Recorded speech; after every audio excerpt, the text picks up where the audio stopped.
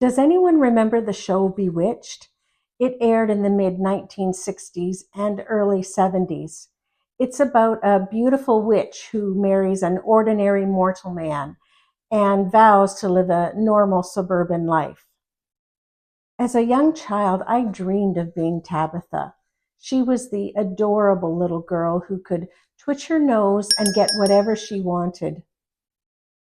But now, at this stage of life, I'm just trying not to turn into Mrs. Kravitz, the nosy neighbor. Hi, I'm Susan, and welcome to the channel. These days, it's very easy to spend a little too much time looking out the window, literally and figuratively speaking, at what everyone else is doing. Looking at other people's lives, where they're going, who they're spending their time with. And if I do this enough, I fear I may start to forget I actually have my own life to live. I think for a long time I had this idea of what life would look like at this stage. You know, more travel, exciting plans, more new experiences, more something, anything. And I don't think I'm alone in that. I think a lot of us carry these expectations of how things are supposed to unfold a little later in life. And sometimes they don't quite turn out that way.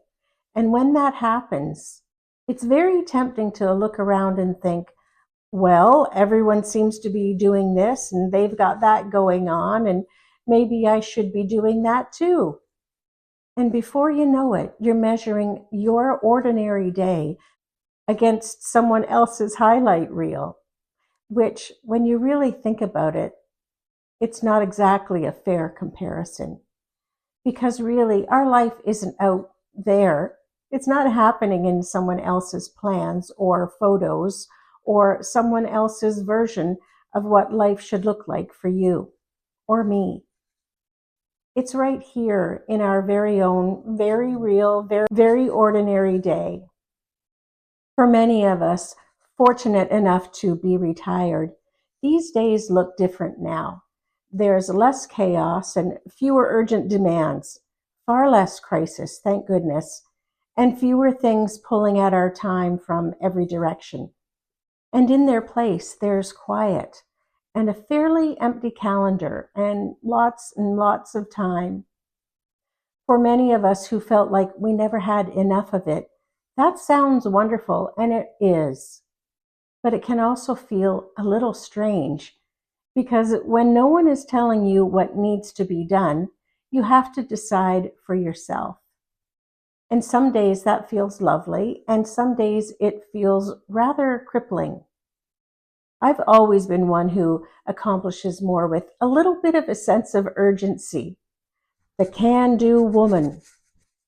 And when there's not much that absolutely has to get done, then this can-do woman is not always great at doing anything, except I can do a great big long nap in the afternoon.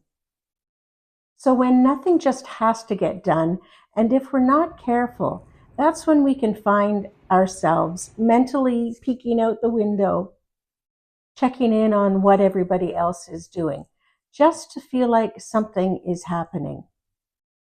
Mrs. Kravitz would have loved the internet, by the way. And I think it's fair to say part of that is just wanting connection, wanting someone to share the day with, even in small ways.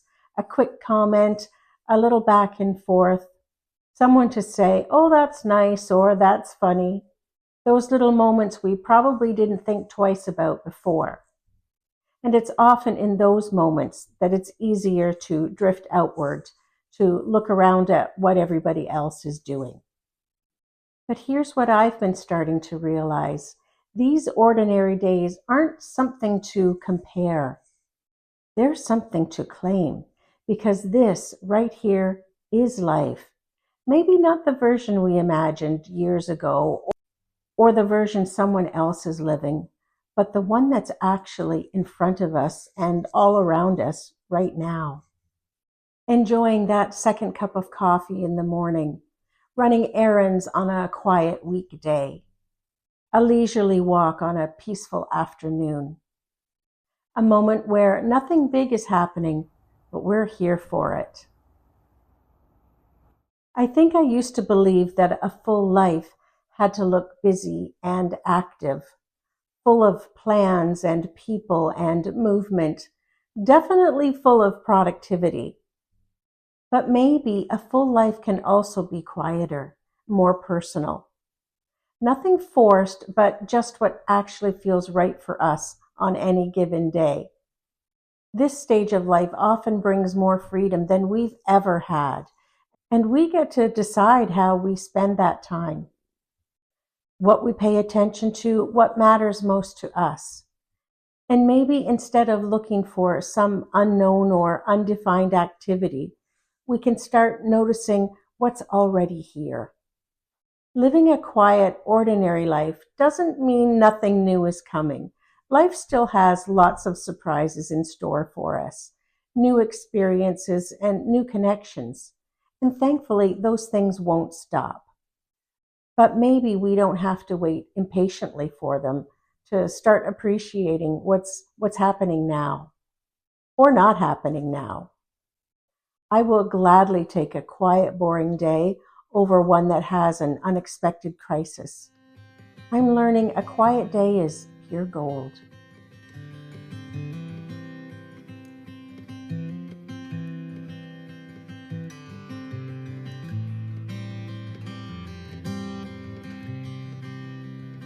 I am still figuring this out, this new normal, but maybe instead of looking out the window, wondering what everyone else is doing, I should focus on me and here and now and live and appreciate my own life.